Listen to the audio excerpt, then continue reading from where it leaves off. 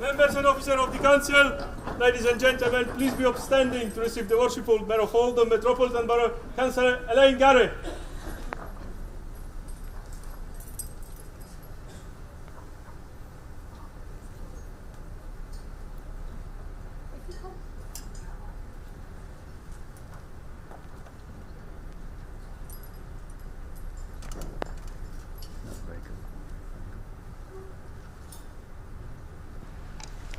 Please be seated.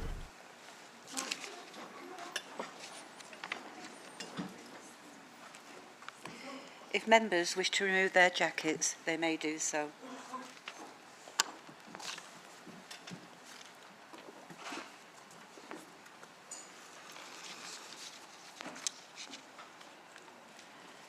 I have received apologies of absence from Councillors Al-Aldimi, Arnott, Barnes, Birch, Lancaster, McManus, Quigg and Sharp. We move to the agenda. It's item 4, the minutes. Is Council agreed that the minutes of Council meeting held on the 16th of March 2022 and the 22nd of March 2022 be approved and signed as a correct record? Okay. Excuse me, Madam Mayor.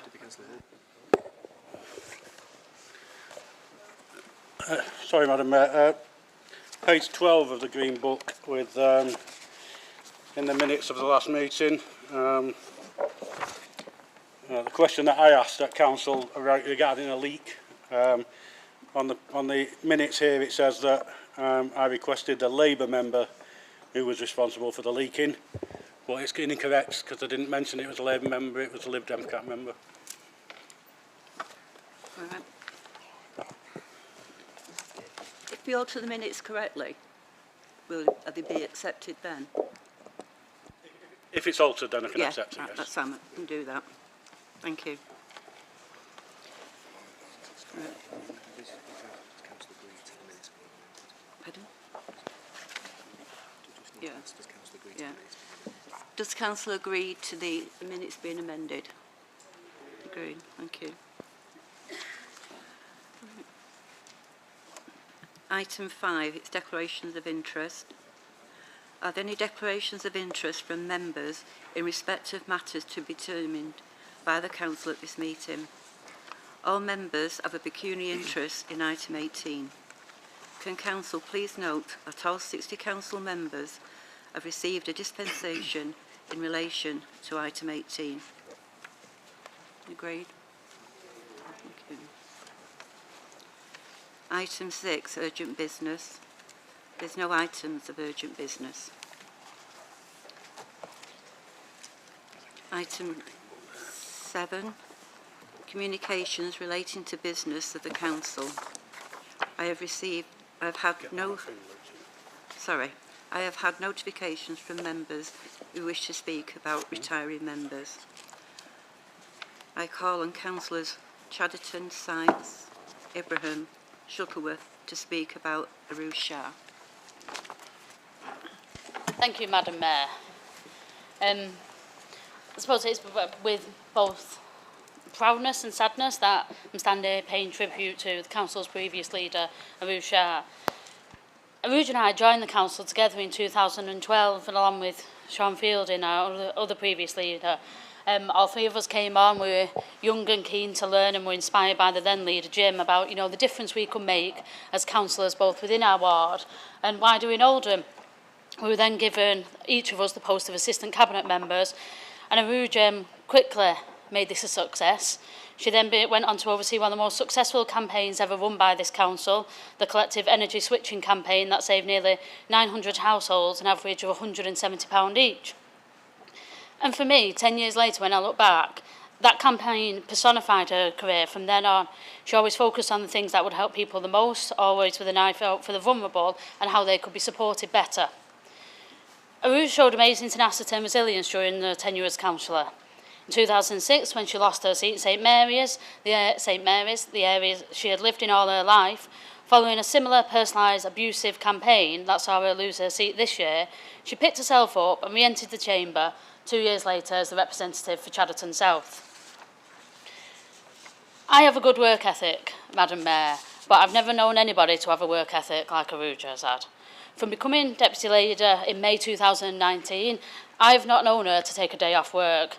And when COVID hit, she was given the portfolio for COVID recovery. She oversaw this with absolute commitment. Acting as Oldham's voice regionally and nationally as we face soaring case numbers and chairing daily meetings, keeping stakeholders updated and coordinating the borough's response to the pandemic. On becoming leader, Aruj had a clear message. She was on the side of Oldham people, she wanted to rebuild relationships and trust with local people, improve local services and spend more time on meeting with and listening to the people of the borough. She launched the Big Oldham Conversation to listen to people's views on our ambitious regeneration plans and held meetings in every area of the borough to hear directly from local people about what they wanted and needed. And when they told her, she acted. The Don't Trash Oldham campaign, which continues today to clear alleyways and streets across the borough, was a direct response to the public feedback she had received. And her commitment to act as an advocate for local people was lived out in her ward work as well. In her role as leader of the council, she spent many hours each week in South Chadderton meeting local residents and taking up issues on their behalf. She was ambitious for the borough that she grew up in, and she was always chasing for more investment, for a better deal for Oldham. Just one example of this was when she heard at the possibility of an Eton College for the north of England. She set about securing it for Oldham, knowing it would offer unrivalled opportunities of the borough's young people. As councillors, we all go into politics to make a difference and improve people's lives. We don't go into it to be targeted by a campaign of harassment and abuse, and unfortunately, that's what Aruj has gone through recently.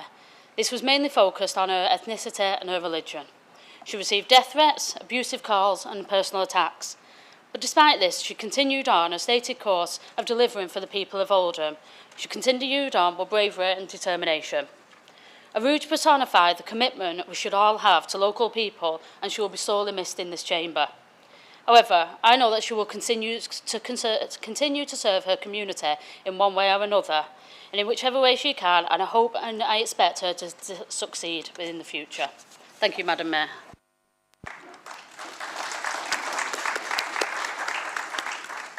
Thank you. Councillor Sykes. Thank you, Madam Mayor. First of all, on behalf of the Liberal Democrat Group, I'd like to welcome Councillor Chadderton shortly to be the leader. Not necessarily in the circumstances you'd want, appreciate that, but it would be remiss of me not to say that. I would like arise to make and share a few comments about former Council Leader Aruj Shah. Democracy, as many of us in this chamber know and those that aren't here, is often sharp and abrupt, and on May the 5th, Aruj certainly faced that fact. But for the last 12 months, Aruj Shah has led our borough. She has done it so despite personal attacks and intimidation directed towards her and her family, which should have no place in the politics of this town or elsewhere in this country. And it is a shame on those who create and feed the atmosphere that encourages such behaviour. I take no pleasure that the bully boys have won. Shortly after what must have been a very personal and difficult defeat, she said that she cares about the borough deeply, and that while she may no longer be a councillor, she will continue to serve her community. And I hope she does. Aruj was the 6th Labour leader I have served with. From day one as leader of the opposition, she treated me with respect and listened to what I had to say, while not always agreeing with it, and in fact sometimes arguing with it, as you would expect. And I hope she felt the same about me. Her approach was a real credit to her, not something I'd say lightly, and not something I'd necessarily say about the other 5. This Mrs. Stransville. You're all right, you're one of them, Jane, you're a 5. That's not a problem. This time last year, Councillor Shah became the first Muslim woman to lead a Northern Council, a real achievement. Representation is so important. Diversity amongst our decision makers, be it here or elsewhere, is also important. We may not yet be able to place the true value on Arouge's period as leader. We don't yet know how many young girls and young people of all backgrounds have seen her in office and perhaps been inspired to one day take their place in this chamber and in other leadership roles in our borough. I and my colleagues thank Arouge for her service to our borough, wish her well and wish her well on what she decides to do going forward. Thank you, Madam Mayor.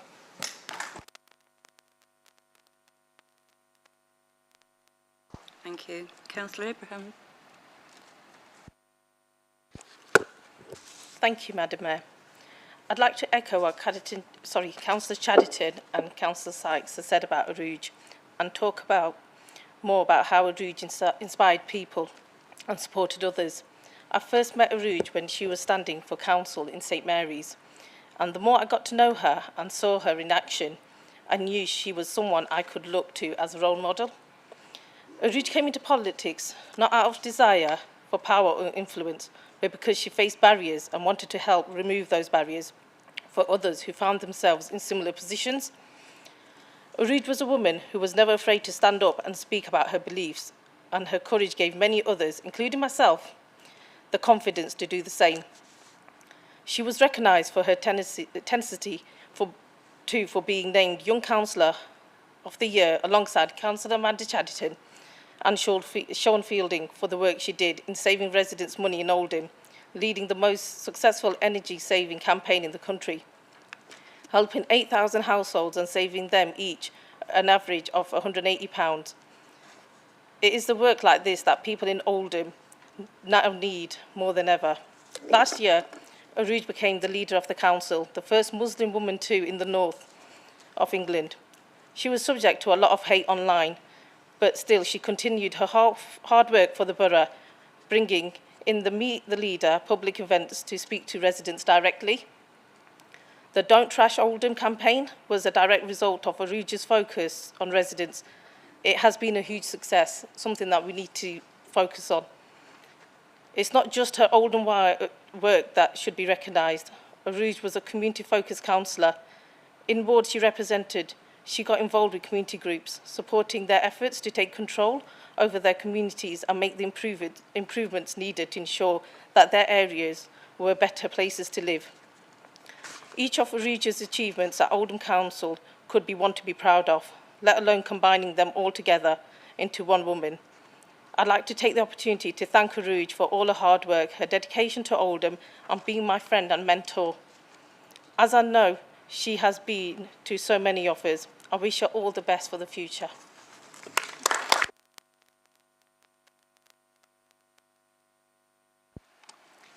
Thank you. Councillor Shuttleworth. Thank you, Madam Mayor. And my apologies in advance because I'll echo some of the comments that have already been made about Arouge. It's my pleasure, while at the same time regretful, to have the opportunity to speak on behalf of my former colleague and leader of Oldham Council, Arouge Shah. I can't recall the year when I first met Arouge, or the time she was working for Debbie Abrams, who shared an office in the town centre with Michael Meacher. She was always at her desk, always pleasant, and with a smile on her face. After she left Debbie's office, she went to work for Salford MP Hazel Blears before returning to Oldham and taking up her first role as a councillor in St Mary's ward in 2012, when she won the seat for Labour from the Liberal Democrats, taking 58.4% of the vote. Upon election, the then leader Jim McMahon made immediate use of her political skills and experience by appointing her to a cabinet position. Sadly, Arouge wasn't able to retain the seat 4 years later. Jim, however, made sure Arouge wasn't out of the political arena for long, as he took her on as a member of his staff, as he was by this time the MP for Oldham West and Royton, having taken over from Michael Meacher following his untimely passing in 2015. I'm pleased to say that Arouge was invited by members in the Chadderton South Ward to contest the local election in 2018, and she held the seat, taking 48% of the vote. Again, her skills and experience were snapped up this time by Sean Fielding, and she became the statutory deputy leader of the council and replacing Sean just 12 months later. And that is when her political career started to turn, not as a result of anything that she had done. On 11th of May 2021, the BBC online news feed stated, a Labour councillor has become the first Muslim woman to take charge of a council in the north of England after being picked as Oldham's new leader. So, not just the first Muslim woman in Oldham to be leader, but the first in the north of England, something which Oldham should have been proud of. 2 months later, on the 14th of July 2021, that same news feed carried a much more sinister headline and set the trend for what was to follow. And that headline was, Oldham Council leader's car set on fire in an arson attack. Our times change so quickly, but why? Again, I will quote that same news feed the 21st of November. Aruj Shah says she's been physically threatened and received death threats. And it goes on to say, a council boss has called for political parties to unite to combat online hate and abuse after revealing she has received regular death threats. That statement from Aruj was made at a full council meeting after she led tributes to Conservative MP Sir David Amis, who a month earlier had been murdered while serving the people he was elected to represent during a constituency surgery. Our calls for parties to unite to combat online hate and abuse fell on the deaf ears of some within this chamber. And now members of the Conservative Party, or some members of the Conservative Party, should hang their heads in shame, be they those who delivered the abusive material or those who denied any knowledge of involvement with such material. The leaflet contained nothing but smears about Aruj, and some residents I spoke to were utterly appalled at the content, and rightly so. Aruj told me about one resident who said to her, I'm glad you've called. I was told by, and I won't mention the individual's name, that you were dangerous. In the 30 plus years I've been engaged in elections in Oldham, both local and national, I have never known an election like this one. And someone needs to get a grip, and get a grip quickly.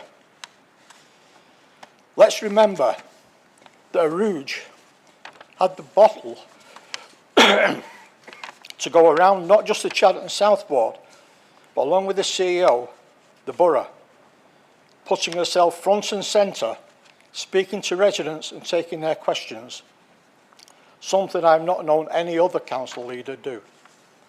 I know this won't be popular in some circles, but Chadderton South is now worse for the departure of Aruj. I hope that the ward I am proud to live in and represent, as well as this town of ours, can one day welcome Aruj back to this chamber. Thank you, Madam Mayor.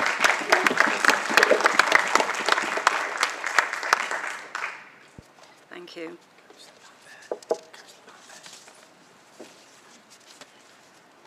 I call on Councillor Byrne. Thank you, Madam Mayor. I've worked with Aruj over the past 4 years, and more so in the last 12 months.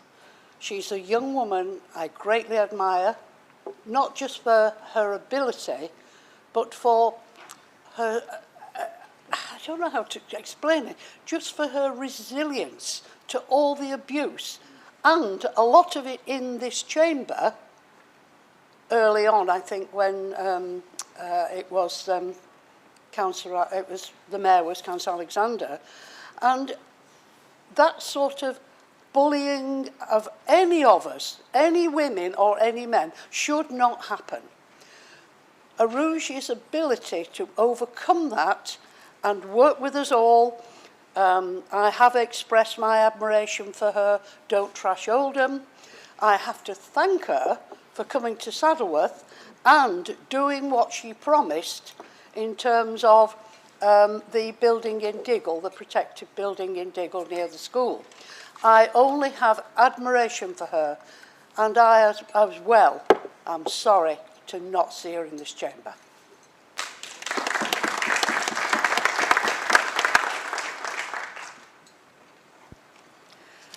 I call on Councillors Chadderton, Vivian, Chris Gloucester to speak about Hannah Roberts. Councillor Chadderton. Thank you, Madam Mayor.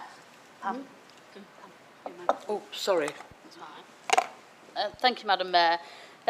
I'm again saddened to stand here and pay tribute to Hannah, but I'm also unbelievably proud to have worked with her in recent years. Hannah was elected to Brighton North, which obviously borders my ward, in 2014, but I didn't really get to know Hannah properly until 2016, when Hannah was appointed as Deputy Cabinet Member to my portfolio when I was lead on Children's Services.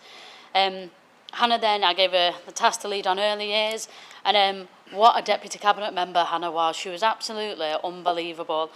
She was knowledgeable, she was passionate about young people, she bought into the agenda that we put children and young people at the heart of everything that we do. And when she thought something wasn't right or could be done better, she was absolutely tenacious in getting that outcome for our young people. Obviously, she excelled as my Deputy Cabinet Member and then went on to be appointed for Cabinet Member for Housing in 2018. And during the course of that time, the things that Hannah overseen and the legacy and her achievements are huge. And all of this was from Hannah to make Oldham a better place to live for Oldham residents. She led on the development of the new housing strategy, which was adopted in 2019. She was responsible for strategic planning issues, which included Oldham's contribution to places for everyone, putting brownfield sites first and saving acres of greenbelt development. And I know she personally put hours of time into ensuring we could remove some of those greenbelt sites, a number in her own ward in Brighton North, and look at alternative developments. She also developed our mill strategy, which is a nationally significant piece of work, which sets out how we can redevelop Oldham's old mills for homes and jobs and avoid building on open space. And all that was down to Hannah. She established the private tenants charter so renters know their rights and where they can get help and stay in their homes and how to help with their tenancies. She fought hard for Oldham to have new council homes, and her work in this area has and will continue to change lives for the better. But first and foremost, Hannah saw her role as a Brighton councillor. She never forgot that, you can become leader of this council, but the reality is you are a ward councillor first and foremost. And she loved being a Brighton councillor. She responded to everything on time. Obviously she's lost the seat, but I've been door knocking over the recent months, and people were so positive about everybody that had personally dealt with Hannah always had a good word to say about Hannah. And she was absolutely instrumental in driving forward what we now see as the redevelopment of Brighton Town Hall. As a Cabinet Member, a ward councillor, and for us on this side, a secretary of the Labour group, as an aside, she dragged us kicking and screaming as a group to be more professional and more organised in the work that we do, which obviously you do not see across the council. But I can't overstate the impact Hannah had, and just like Arouge, she's a huge loss to a ward, to this council and to Oldham as a town. Thank you, Madam Mayor.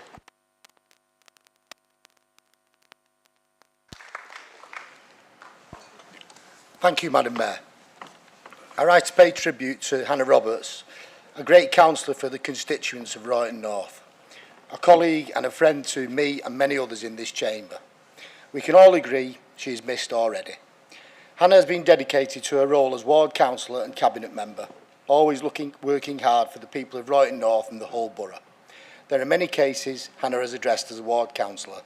She paid particular attention to young people and women, funding the Women's Guild through her council budget along with many other projects around the ward. As cabinet member for housing, she worked extremely hard to remove the green belt areas in Brighton that were earmarked for development in the dreaded GMSF. This in particular is an issue which the residents of Brighton are grateful for. Finally, Hannah will be missed by the Labour group, Brighton North and the borough for her hard work, determination and dedication. As one colleague said to me recently, Hannah is simply awesome. Thank you, Madam Mayor.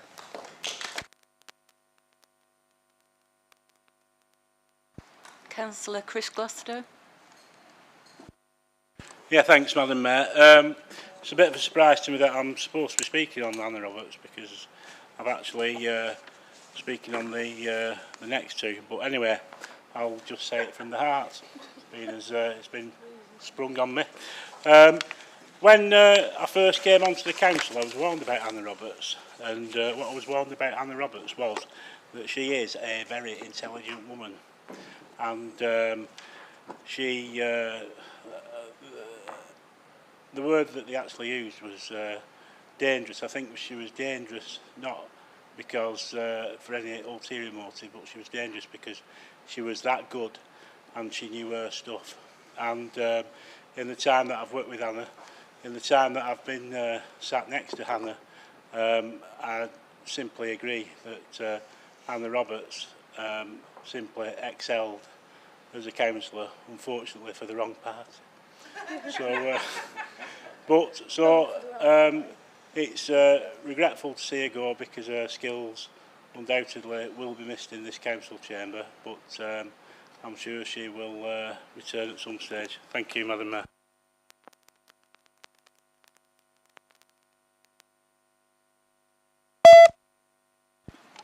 I call on Councillors S. Bashford and Chris Gloucester to speak about Peter Davis. Thank you, Madam Mayor. I'm just going to say a few words about Pete.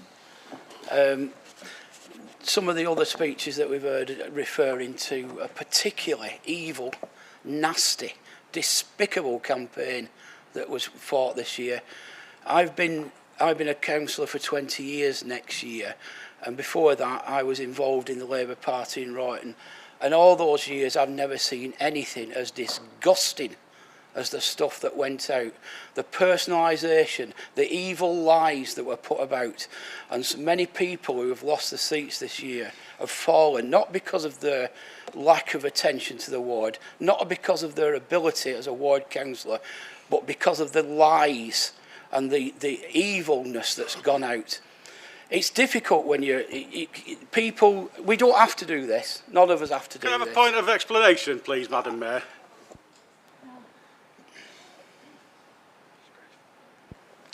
I'm sorry to interrupt, but there's an insinuation there from the councillor. There was nothing in any campaign in Failsworth that had any nastiness towards Peter Davis. He's held in the utmost respect by these 5 people here, and there was nothing bad against him by us. So I don't know where that is coming from Councillor Bashford. Correct. We won't accept that accusation at all over this side.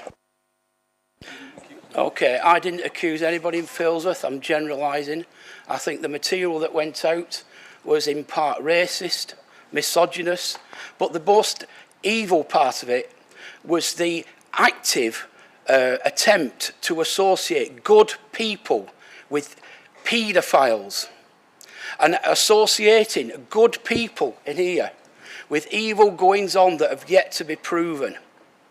That's despicable. I recall walking with Peter in Failsworth, knocking on doors, talking to people in the streets, and guys walking round, stopping, winding the windows down and shouting pedos at us. That's what I mean. I don't care who started this. The fact is, somebody has, and it has to stop. And I think that all of us who have any decency in here need to, will agree with me, wherever that's come from. And if anybody in here has not associated themselves to that, then their conscience can remain clear. But somebody has been, and somebody is continuing to do that. And it's bad. It's bad for democracy. It's bad for all our parties. It's bad for this town. We're very good at talking our town down, and it's about time we bloody well stop doing that. We do a lot of good things in this town, a town that's one of the most deprived in the country, and yet we achieve. We build on what we've got. We take what we've got and we maximise it for the benefit of our people. We don't need this sort of nonsense and evil nastiness that's going around. I'm not a paedophile, and yet I'm being called one. Peter's not. Amanda isn't. Abdul isn't. Neither are you over there. Nobody is. And yet people are calling us this. Anyway, I digress, Madam Mayor. I apologise for that. I want to talk about Peter. Peter's another one of those good guys who do the job because they want to do it. He works hard for his ward, he always has done. He's on the streets, he knows people, he gets the job done. He'll do it under the radar. There's jobs and there's people he's helped we'll never know about. And I think that's true of lots of us in this chamber. Just because we're not boasting about it on Facebook doesn't mean we're not doing it. And Peter is one of those guys who does that, and he always has done. And I don't know Peter very well. I only know him by association with the council. But I think that is a mark of more respect for the guy, because I recognise the good things he's done without having any ulterior motives, other than the fact that I recognise him as a good guy. And that's why I'm standing up to speak for Peter today. Peter will be a great loss, and we've already heard, Madam Mayor, haven't we, about one of Peter's achievements that's gone under the radar, but it's massively significant, and that's the award for working with the Street Angels. The Queen's Award for Voluntary Services, which is almost on a par with an OBE. That's good. And another good thing for Oldham, another great achievement for Oldham. Like Zaid's out with the homeless. Peter's out with the Angels is a fabulous service that's often very well misunderstood. Well, people don't even know about it, but the work it does is hugely valuable. So I congratulate you, Peter, for that and everything else you've done, and I'm sure you'll come back. So thank you, Madam Mayor.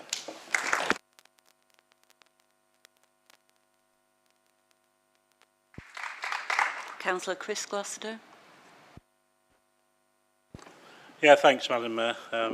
Probably be a little less contentious in relation to what I've got to say. But, yeah, Pete Davis, I first noticed Pete Davis before he was elected to the council. He was a regular attender at council meetings, and I always used to wonder who he was.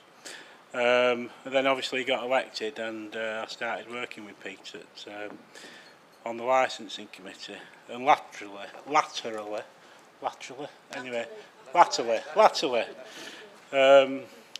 on the TRO panel. So I got to know Peter quite well, because we also, I think, we used to do employment panels as well, and you know, we got to know each other quite well, and we got quite chatty. And I've got to say, once you've got talking to the man, what a lovely guy he is. Additional to that, before I really got to know Peter, I used to see him stood outside the contact centre a lot. I used to think, why is he stood there? Why is he stood there? And the reason was Peter was stood there because he used to stand and wait for his residents to come, and then he used to go into the contact centre and help them. And in fairness, Peter's the only councillor I've ever seen do that. It's fair to say, I suppose, he is a bit of an angel, and well, he's not a big little angel, he's a big one. He needs big wings, but we're sorry to see him go. Thank you.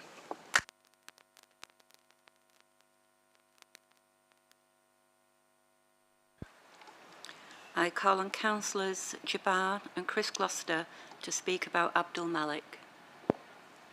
Thank you very much, Madam Mayor.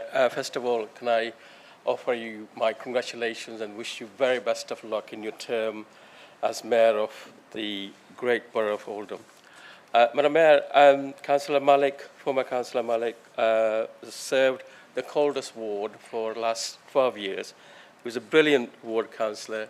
He's done a lot of work for the community. Coldest has lots of challenges, including housing, and he got stuck in there when he got elected in May 2010. He was chair of licensing committee. He was also chair of Oldham West District Partnership. And above all, Madam Mayor, the work that we did together to deal with some of the issues in Coldest, like the school places, and eventually getting Northmore Academy built, was absolutely brilliant. The housing problem that we have and we had, he worked very closely with partners and the council. We managed to build a lot of social housing, Dewey, Marina Grove, and so on. And also, Madam Mayor, more recently, we had issues with children play area. and we were able to lobby and get partners involved to build pocket parks at Cottam Street, Ripon Street, Martha Street, and Abdul Malik had a hand in all of those schemes. And I want to say to Abdul Malik, thank you very much for what you done for the people of Caldas, people of Oldham, and above all, what you did for me, being a very close friend and supporting me in the work that we did together to serve the people of Caldas. I'm sure, Madam Mayor, that sometime in the near future, Abdul Malik will be back in the political scene in Oldham.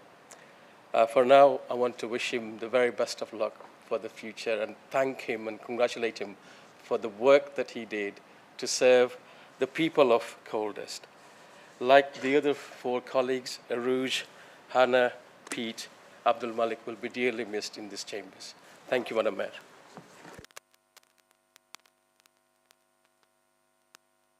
Councillor Chris Gloucester. Yeah, thank you, Madam Mayor. I've worked with Abdul for since I first started 7 years ago, and my first introduction to Abdul was when he was the chair of licensing. In actual fact, I think you were on licensing then at the same time. And what I found about Abdul in particular was that although the licensing committee is heavily weighed in relation to one particular party, Abdul was always keen to involve me and you know, keen to listen, and similar to you, Madam Mayor, and he could similarly see both sides of the argument, and notwithstanding his abilities as a councillor and his friendliness towards opposition members, he was also actually, and still is, I have no doubt, a really decent person to meet socially at events. So I, for one, will certainly miss Abdul Malik. Thank you, Madam Mayor.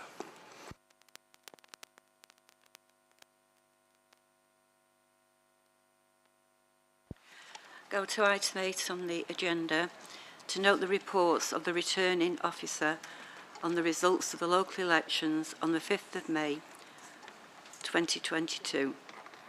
Does Council note the report?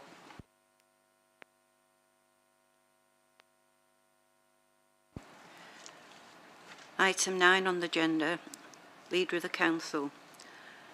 I call Councillor Jabbar to move and Councillor Taylor to second the nomination. Thank you, Madam Mayor. I'm privileged and honoured to nominate Councillor Amanda Chatterton for the leader of the Oldham Council. Thank you very much. Second, Madam Mayor. Does Council agree the nomination and that the leader is appointed from the 25th of May 2022, ending at the start of the first annual council meeting after the leader's normal day of retirement as a councillor, as outlined in the report? Those in favour?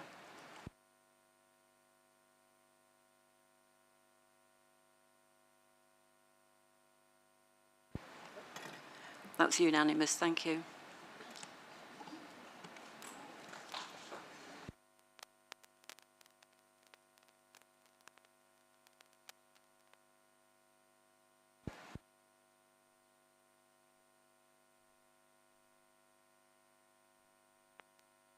Whoops, sorry. Does the newly elected leader wish to speak? Does the council agree to suspend council procedure rules to enable the newly elected to speak for longer than the speeches rule if required? Thank you, Madam Mayor. Firstly, Madam Mayor, I would like to thank, I think I'm the only councillor that didn't actually vote for myself to become leader then. I didn't realise I had a vote, but we are where we are, and I still won. So that's a relief. So firstly, Madam Mayor, I'd like to thank my Labour peers for selecting me to lead this great town. It is the absolute honour of my life to stand here today as leader of Oldham Council. Contrary to the Oldham online rumour mill, Oldham is my hometown, and notwithstanding 3 years at university, I've lived here my whole life. I grew up here, I went to school here, I bought my first house here, and now I'm raising my own daughter here. It's also with immense pride that I stand here today as the third female leader of Oldham Council, and I think a testament to the values we hold in Oldham Labour Party. I'm also proud to stand here today as the first openly gay leader of Oldham Council. Whilst I can already see how some people are beginning to use this fact as a means to sow hatred, I won't be forced to hide who I am. Diversity matters, representation matters. Thank you. Thank you. Diversity matters, representation matters, and these are things to be celebrated and not to be used as some form of weapon against people. 10 years ago, I entered this chamber the first time as a newly elected councillor for Royton South. Over the past 10 years, I have committed to making Royton the best place to work, live and socialise in Oldham. And today I have the opportunity to commit that vision across the whole of Oldham.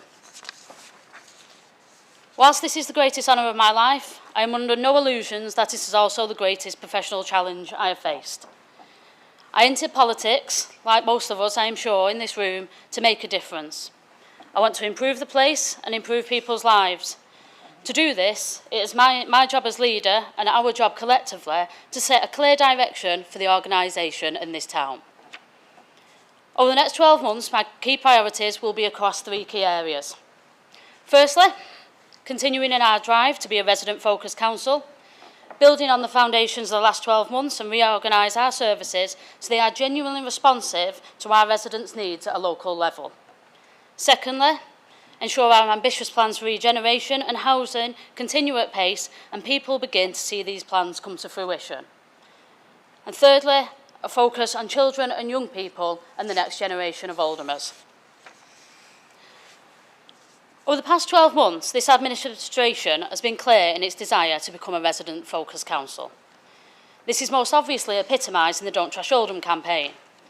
We heard loud and clear that residents were unhappy with the state of the town, the increased dumping, the fly tipping and the general waste.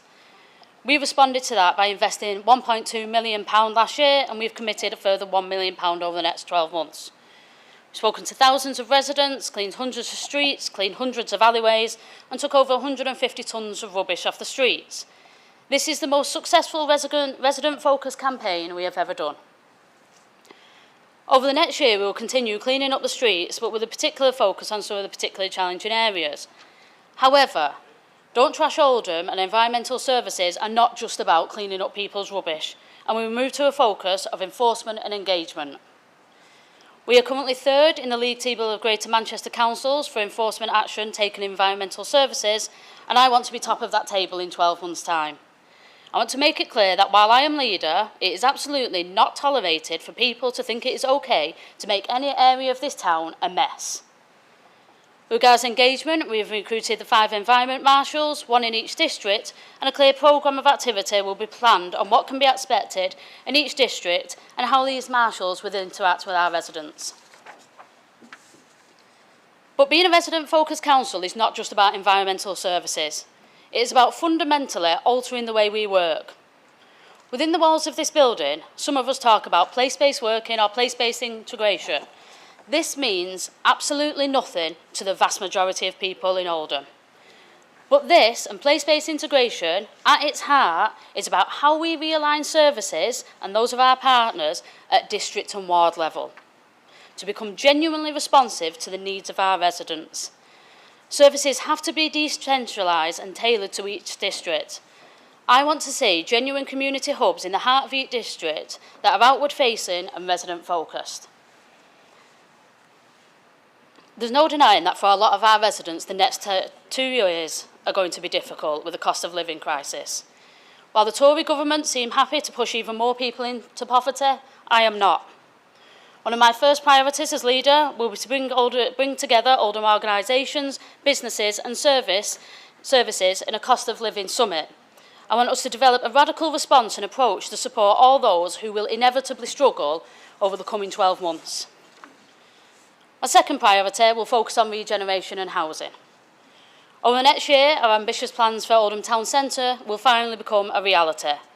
The Spindle Shopping Centre will transform to include a new market hall and event space, plus new retail and office space, which will increase footfall and better support our local businesses.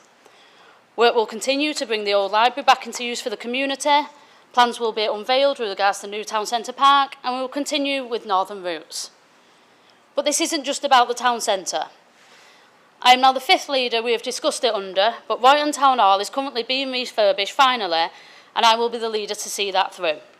It will be brought back with its traditional features to become a modern and genuine community hub that will open in the heart of Royton next year. We'll continue to drive up the quality of housing in Oldham. We'll deliver new homes that meets the growing needs of local people and homes that suits everybody's budgets and requirements.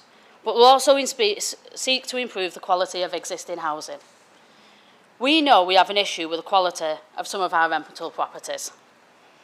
Too many of our residents live in poor quality housing, rented to them by landlords who think it is acceptable to take money off their tenants every month but never reinvest any of that money to improve that property. Over the next 12 months, we will see an improvement in housing standards. Last year, we introduced the Tenants Charter and started consultation to expand our selective licensing approach to new areas. Action directly aimed at tackling rogue landlords in this town. We'll continue this work and we'll lobby for greater powers from government to tackle and intervene where poor landlords and poor housing are causing issues for tenants and local residents and for the wider communities. Lastly, and most fundamentally, my leadership will be about children and young people, the next generation of Oldhamers. The town we build and the opportunities we create for them will be the golden thread that runs through the whole of this organisation and through my leadership. I have a track record over the past 10 years of promoting Oldham children and young people, from Saddleworth School, which was referenced earlier by Councillor Byrne, and nearly everybody now agrees that was the right thing to do. But I tell you what, 9 years ago they didn't, and that was a hard sell, wasn't it, Pam? Let's be honest. I took a lot of flack, not necessarily in this chamber, but certainly outside in the community, but I never ever wavered in the belief that children in Oldham have the absolute right to be taught in buildings fit for the 21st century. I was also a member of the Oldham Education and Skills Commission. I invested a further £12 million in children's services, and I introduced the management structure we now have in children's services, where we are clearly on a path to good. I've become even more entrenched in my views about building a town for the next generation since I had my own daughter 18 months ago. I want to build a town that she is proud of, that affords her every opportunity to be who she wants to be and do what she wants to do, and I want that for every child in this town. I take the view that if it's not good enough for my child, then it's not good enough for any child in Oldham. We will make improving educational outcomes a top priority, with an aim to improve current results at GCSE and beyond. We'll make sure children get the opportunity to learn at a good or outstanding school, wherever we can, by working with local education providers, and improve current provision by creating new schools and colleges where they are needed. Over the next 12 months, we will see the completion of the new Brian Clark Academy over the road, and we will also seek approval from government for the new sixth form college that will be run by Eton. We will also focus on services for our youngest residents too. As the reality is, your life experiences and your life expectancy by 5 years old is already determined for the vast majority of our residents. We will do everything we can to shape their life chances and future outcomes. We will transform our early years services, including health visiting and children's centres, and ensure children have access to great childcare across the borough. I don't underestimate the challenge we face to bring the people of Oldham along with us on this journey. But people will see real action, real delivery and a tangible difference in the next year.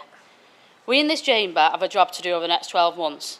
And that job is to help deliver a real deliverable plan for the borough, a plan for local people to improve services that support them through the tough times ahead and deliver a brighter future for Oldham. I'd like to finish on two brief things.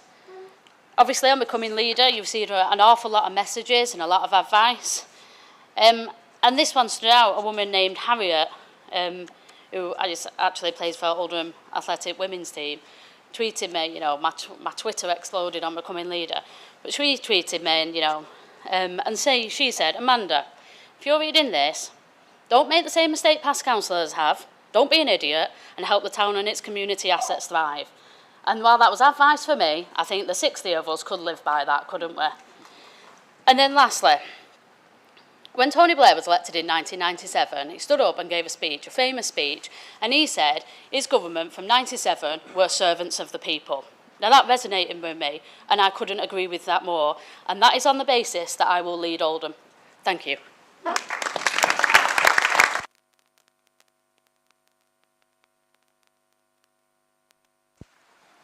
Thank you, Amanda. Item 10 on the agenda is the appointment of deputy leaders, cabinet members and deputy cabinet members, allocation of portfolios and delegations as executive functions for the 2022-23 municipal year. Report of the leader of the council. I call on Councillor Chadderton to appoint a statutory deputy leader, advise the council on the number of cabinet members, deputy cabinet members, and agree their portfolios are circulated. Thank you, Madam Mayor. Councillor Abdul Jabbar moves into the role of statutory deputy leader of the council, which I'm thrilled to announce. I believe the cabinet portfolios have already been circulated. There's been no change to that, so I don't expect to go through them now. They are as printed and as circulated. Does council note the appointments? Thank you.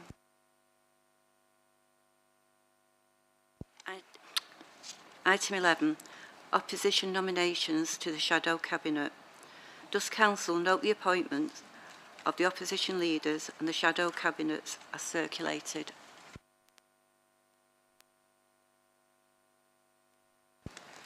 Item 12, appointment of committees and composition of political groups 2022-23. I call on Councillor Chadderton to move and Councillor Sykes to second the appointments of committees as set out in the reports are circulated. Move, Madam Mayor. Thank you.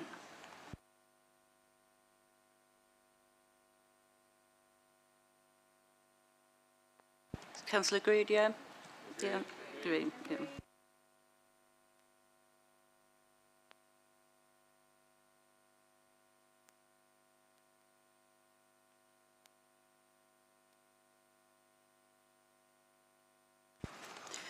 Item 13, outside bodies appointments, 2022-23.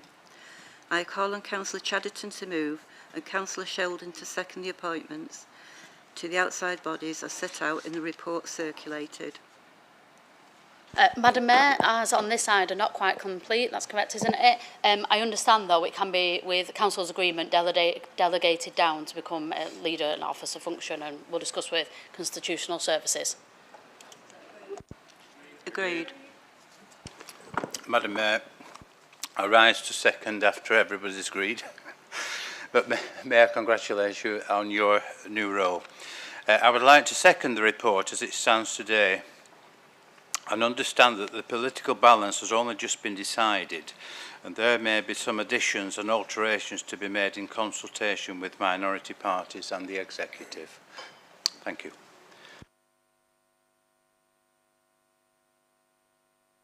Item. They've agreed. Is that agreed? Sorry. Agreed. Yeah. Item 14.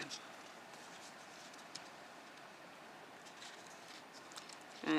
Item 14, council meetings. Does council agree that meetings of the council of the 2022-23 municipal year will be held on the dates shown printed on the summons and approve the calendar of meetings as circulated? Does the council recommend that approval of any outstanding dates or changes of dates be delegated to a chief executive in consultation with the leader of the council and the leaders of the main opposition groups, and that the dates agreed today can only be changed in exceptional circumstances and only after following the agreed process? Agreed. Agreed. Item 15, notice of administration business. There was none received. Item 16, motion of opposition business. There was none received. Item 17, Council Constitution. I call on Councillor Chadderton to move and Councillor de Barr to second the report. Madam Mayor, just before I move, and I won't go through each of the changes because most of them are relatively procedural, aren't they, and most people won't see the impact of the changes to the Constitution, but there is one that is a significant change, and that has been asked for over the past 12 months by the residents of Oldham, and that is to increase the time for public questions. One of the changes will increase that time from 50 minutes to 30 minutes, meaning that residents and businesses of Oldham now have twice as long to ask us questions at full council. Thank you, Madam Mayor. Seconded, Madam Mayor. Councillor Sykes. Thank you, Madam Mayor. I think this is only the second time I've rose to oppose constitutional amendments since we had a constitution created. And there are three separate aspects to what's proposed in here that me and my colleagues oppose. I welcome the expansion of public question time. It's now back to the length it was when we first invented it, which was reduced by yourselves some years ago. So that is welcome. What isn't welcome, and for me is the most significant, or two of the most significant things in here, is how it impacts on the opposition councillors in this chamber, of which there are more opposition councillors now, after May, and more than there was after last May. So in 2 years running, there's been an increase in opposition councillors, and yet opportunities and the voice of opposition councillors is actually being reduced, or dare I say, gagged by some of these proposals. So let's deal with two of them. So first one is motions. So there is one dedicated half-an-hour slot for the opposition, independents, Failsworth, Conservatives and others, on the agenda. What this does is prescribe a time limit for how long we can talk about what we see to put in front of the council and how many times I can do it. So I can do it once. We've always had half an hour, and it's how we manage that half an hour, and I accept there's been challenges with that. But it's always interesting when those in control prescribe to the opposition how long they can speak and how many times they can do it. And when it happens in other countries and other places, we are critical of it when people attempt to control that. And that's what this is about. I don't understand what you have to fear. It weren't perfect, but it worked. If you'd have sat down and had a conversation, I'm sure we could have come to agreement. But again, these constitutional changes presented for the first time yesterday afternoon, I don't think they've been thought through. The public questions isn't an objection, but the motions is. And then for me, the most important and crucial change in here that I think is the real affront to democracy is to read the joint boards and minutes. So what you've got is, and we've always taken a view in this council, whether it was in AGMA or whatever, that those things go on because then they provide elected members of all parties, not just the opposition, an opportunity to question and observe. And what this report says is, well, you could ask a question to the relevant member in the Cabinet question time, so you've gone and put all that business into that without expanding the time. So actually there's less time for scrutiny.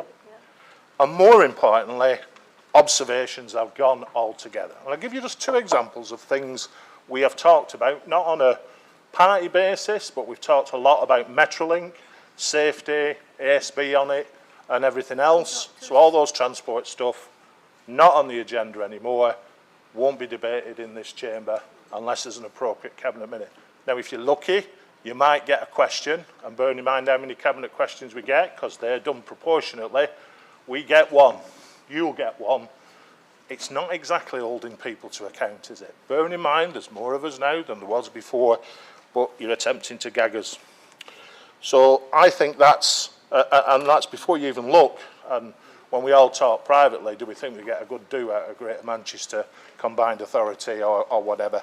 There's some really crucial issues there. So I use one as Metrolink, and the other one would be the clean air zone. So under these new rules, that, unless there was a report to Cabinet, would never come in front of this council. You know, one of the biggest single issues we've had in this borough, and still is, because we wait to see what happens. So there's just 2 examples. There's many more in joint boards, because I also presume some that are particularly important to parts of this borough, like the Peak Park, won't come now. I know it's very precious to people, my colleagues in Saddleworth, regardless of the politics. Before you even look at the stuff we've talked about, you know, we still wait for our report, don't we? So, you know, the blue light stuff doesn't come either. And there's some real issues there, because, you know, Greater Manchester Police, with the greatest respect in the world, is not the best run organisation. It's certainly not the best run police force in this country. There are major issues in terms of its performance and response. But none of that will be debated. And what we can do is ask a question outside the council meeting. Well, there's no constitutional responsibility for people to ask. Yeah. There are people sat on that side of the chamber who I have asked questions of. I am still waiting for answers, and they know who they are, and I'm not going to go into it here. So there's no accountability with things like that. So 3 aspects. Public question, expending, that's fine. And the price, we've paid for that, instead of just extending the meeting, which would be a very easy way of doing it, is what you've done is reduced the accountability that people elect and put us here for, to hold you to account. Therefore, we oppose these changes, Madam Mayor, and would suggest that this report is either withdrawn, and we'll certainly be voting against it, and will request a recorded vote on that, Madam Mayor. Thank you. Thank you. Councillor Lambert. Thank you, Madam Mayor. It's kind of already been mostly said, although actually it was interestingly, we've just done, let's just go back a page. We've just done appointments to outside bodies. Hooray! But the point is all them reports won't come in now if the majority will have it. And that's the thing, we won't get a chance to actually scrutinise that, particularly in the fact that it's quite interesting that there's an appointment there to an outside body, which is a Pennine Acute Trust, which doesn't exist anymore. And they turned around and said to a number of our members and said, actually, you've got to go to your local health scrutiny boards, which we felt actually it's a bit of a crime, because Northern Caroline should really have an overview scrutiny panel, because at the end of the day, they cover a very, very large footprint, and a number of our residents go to Rochdale, Bury, North Manchester, Salford Royal, for many different aspects, not just Oldham. You don't just go immediately run to Oldham if you might have a bit of a weak heart or etc. But yet, we need to call them and challenge them and ask them, to have a bit of a joint working. But all that will count for now. And the thing is, and what I love about this, especially with officers, love it, is the fact that it says consultation. Discussions have taken place with leaders and have taken place with group leaders. Has it? Cooperative agenda. It's not. And the employment appeals, you've reduced that. You've murdered that to death. This is pretty much reducing the ability to democratically elected members within this chamber. As my colleague has said, I'm all for allowing members of the public to come and scrutinise us. But where's the scrutiny across this chamber? You've murdered it. And that, for me, is a travesty. And I'd rather just go and rock up to different countries where basically you've been gagged. So there you go. Cheers for that.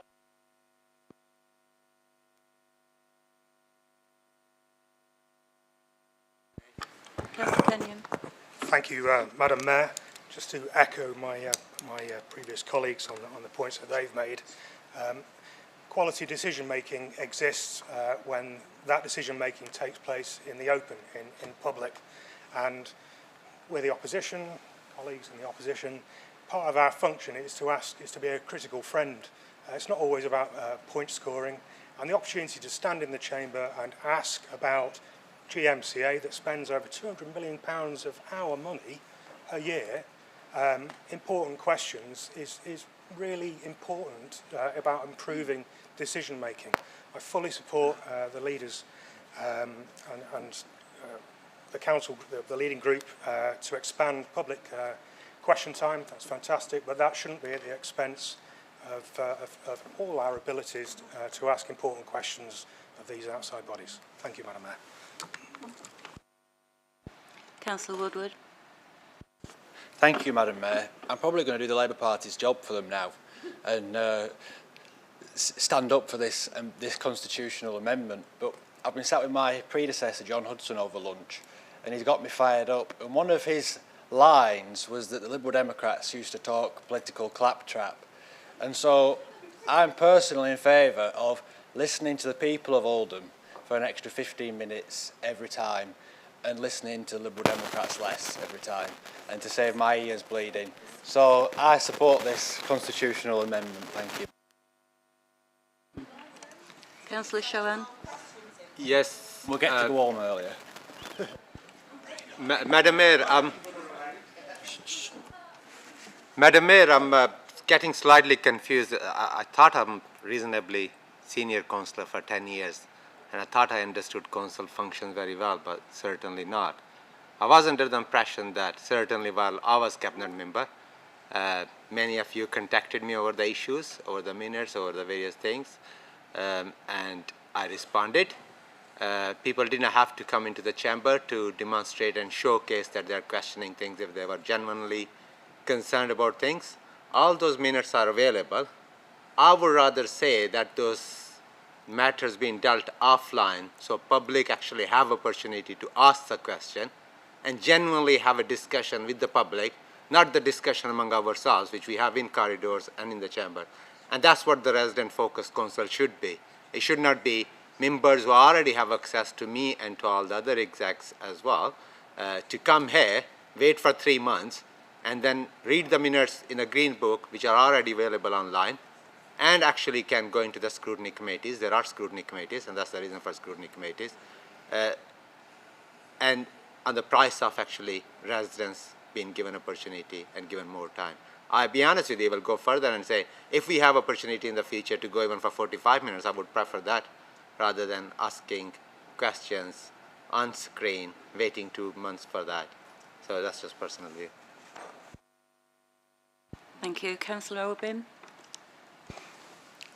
Don't put your hand up in front of me. Thank you, Madam Mayor, and sorry if we're all not congratulating you on your post, especially as a Failsworth councillor. Look forward to working with you. On looking at this constitutional issue, I was quite pleased at the extra time for public questions, and very pleased at getting the chance of a motion council, which is something that, as a minority party, we've been hard to get through. But I do understand Councillor Sykes' point with the outside bodies queries and questions, and I do think it's like two-thirds of the constitutional issue are very, very good to us, and I just don't know whether that last little bit and having the opportunity to scrutinise the different things, as Howard has said, sits well, really. It's a shame that it's all bundled into one, and we've got to make the decision on one issue when, you know, as the song goes, 2 out of 3 ain't bad, and we'd like to do that, and we're a bit, although I don't want to sound Lib Dem, we're kind of sat on the fence with what to do with this constitutional issue. Like I say, we like 1 and 2, and we've got concerns about 3. If there was any way of amending it and getting the first 2 through and discussing the other one later, we'd know what to do. But yeah, we'll chew on that one. Thank you. Councillor Adel-Goster. Yeah, I just had to make a comment because Councillor at the front just said this, you know, it made it sound like some sort of pantomime. This is not a pantomime that we're producing in this chamber. This is about people's lives. £200 million GMCA spends in total. That is taxpayers' money. And if we're not interested, then who the hell is? We all know that questions come from councillors in this chamber. We're sick of people being cut off when they do ask a question. What's the point in asking a question? You don't get an answer. You just get cut off. So I'm sorry, but unfortunately, expanding time for public questions is an absolute travesty. And it just shows that it is a pantomime we're hosting. I'm absolutely disgusted. Councillor Chadderton, you have a right to reply. Okay, thanks a lot. Well, I stood up about 10 minutes ago, didn't I, and said I'll lead by the ethos of being, servants of the people. Clearly, Councillor Gloucester does not agree with that. The whole point of this, our drive to be a resident focus, and that is where that has come from. Now, I will say, I've been on council for 10 years. Council and its procedure is an ever-evolving feast. We change it every couple of years. We'll do it this year, it might work, it might not, we might have to change it again. That is the nature of it, okay? I mean, you've been a bit dramatic, haven't you? To talk about gagging you have exactly the same time on July the 13th that you had in February. I am absolutely not proposing to cut down the amount of time for opposition of business, okay? So how you frame that is incorrect. What I am proposing to do, though, is make it more equitable. Clearly now, as Councillor Sykes said, we have more opposition members than ever, and they come from now 3 distinct areas, in the Conservatives, the Liberal Democrats, and the Failsworth Independents. It is our view that each of those parties should have the opportunity, if they so wish, to put forward a motion to Council. We've actually increased participation from opposition members, so your whole gagging talk is incorrect. Okay, also, Councillor Gloucester, you had half an hour last time. It hasn't changed. Hasn't changed. I'm not gagging you. I've kept it exactly how it is. Now, regards to GMCA, something had to give, didn't it? If we want to be more resident focused, then, I know some members in here have said, we should be more responsive, increase the amount of time for resident questions, and that has been asked directly of us for the people that elect us to this chamber and that pay everybody's wages. So we've responded to do that. But something had to give. And the most obvious thing to give was the opposition minutes. Now, to say that you can't scrutinise that is also, the Combined Authority minutes. To say that you can't ask questions on that and what GMCA spend the money on is also incorrect, because it can come through cabinet member questions. All it is just go through a different vehicle. Nothing's actually changed that much. Also, of course there's a remit to scrutinise us as ruling group on this council. We have a fully working scrutiny system within this council that so many things go through. As many of you sit on that, that is the remit for you to scrutinise us as leading group on this council. We take the view on this side that these amendments are needed to create equity for the opposition group, which we do think is needed. We've listened to the residents, and while we might not like it that we have so many more opposition councillors, that is the reality of what we face now. And I think it's fair that each of that group is given their opportunity. And most importantly, to be a resident-focused council, we should increase the time for resident questions. That's what people have asked for, and that is the primary driver for this. Thank you, Madam Mayor.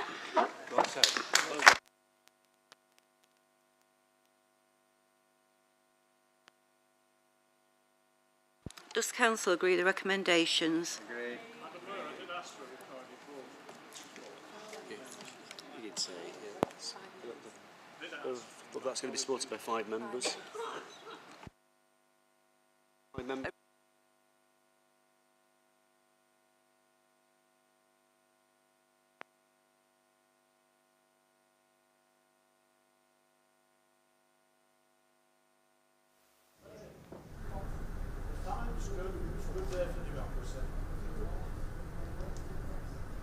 Okay, councillors, I'll read out your name for the new members. All you indicate is for, against, or no vote for abstention. And I'll go in alphabetical order. So I'll begin with apologies. I'll go through them if you're absent. I've not got it listed as apologies. So, councillors Ahmed Riaz, councillor Akhtar Schwab, councillor Alhamdani Sam, councillor Ali Mohan, councillor Alias Mohammed, councillor Arnott Dave, absent, councillor Azad Montaz Ali, councillor Ball Sandra, For. councillor Barnes Robert is absent, councillor Bashforth Marie, councillor Bashforth Stephen, councillor Birch Ros, councillor Brownridge Barbara, councillor Byrne Pam, councillor Chadderton Amanda, councillor Shohan Zaid, councillor Cosgrove Angela, councillor Dean Peter, councillor Gloucester Chris, councillor Gloucester Hazel, Councillor Goodwin Chris. Councillor Hamblett Louis. Councillor Harrison Jennifer. Councillor Hindle Neil. Councillor Horbin Brian. Councillor Hume George. Councillor Hussain Aftab. Councillor Hussain Fida. Councillor Hussain Sajid. Councillor Ibrahim Naila. Councillor Islam Mohammed Nazrul. Councillor Iqbal Javid. Councillor Jabbar Abdul. Councillor Kenyon Mark. Councillor Lancaster Luke. Councillor Marland Alicia. Councillor McLaren Colin. Councillor McCannis Chris. Councillor Moores Eddie. Councillor Munro Leanne. Councillor Murphy Dave. Councillor Mushtaq Shade. Councillor Nasheen Umar. Councillor Fithian Clint. Councillor Fithian Kyle. Councillor Quigg Lewis, absent. Councillor Ria Lucia. Councillor Salamat Aliak Keel. Councillor Sharp Beth, absent. Councillor Sheldon Graham. Councillor Shuttleworth Graham. Councillor Stretton Jean. Councillor Serjan Ruja Sapner. Councillor Sykes Howard. Councillor Taylor Elaine. Councillor Wilkinson Mark. Councillor Williams Steve. Councillor Williamson Diane. Councillor Woodvine Max. Councillor Gary Elaine. For.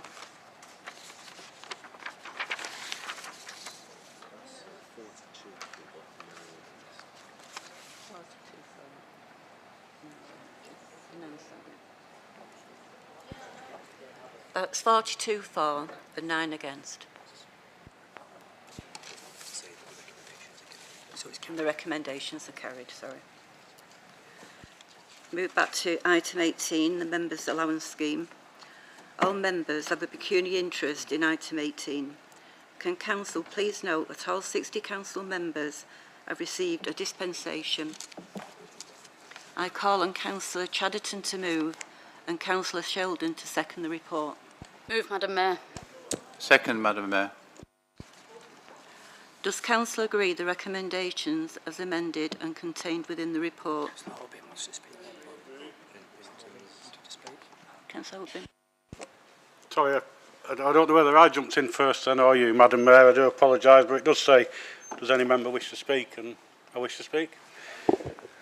So, up and down like a fiddler's elbow again. It's just on the members, I didn't know whether to bring it up on item 11, but I'm going to bring it up here because it's the allowances scheme.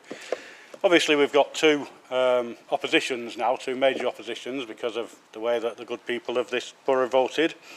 And I just wondered if it's fair. I know it's not a big amount that we're looking at, but I just wondered if it's fair that the people of the borough have to pay for two oppositions. I think it's about an extra 30 grand, isn't it, that the opposition get paid. And I wondered if it was right that the payments should be shared across the two major opposition parties rather than have two payments.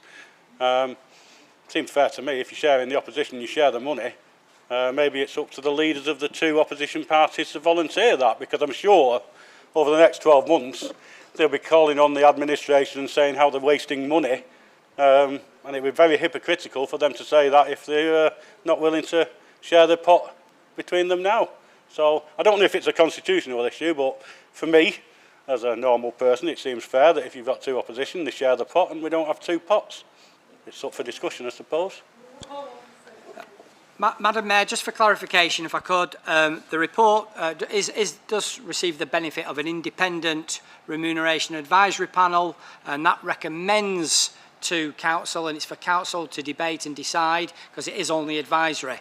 The report before you now has been the subject of an independent remuneration consideration, and there is likely, and there will be, a further independent remuneration panel in the summer ahead of next year, when there's all-out elections and a new council is established. So it will be an opportunity for group leaders to feed in their views to that independent remuneration panel, and then of course for full council to debate in due course.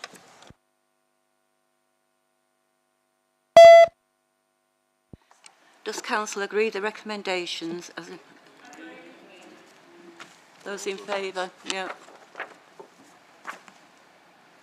Carried. Thank you. Okay. That concludes the business of this meeting. Thank you for your attendance. All right.